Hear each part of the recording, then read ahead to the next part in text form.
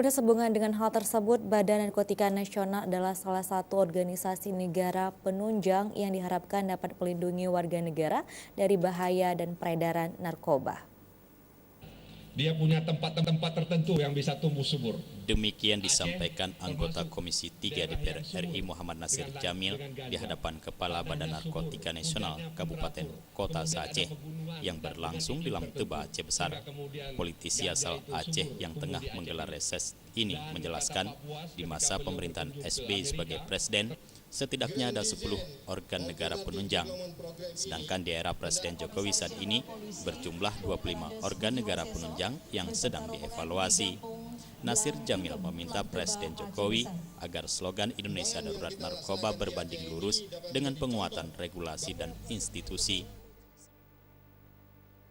Narkoba saat ini tengah mencari celah agar BNN di Indonesia bisa mati secara konstitusional.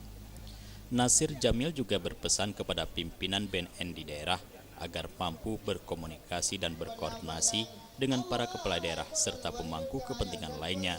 Terpenting pula, menurut Nasir Jamil, di level pusat adanya sinergi kementerian dan lembaga menjaga Indonesia dari bahaya narkoba.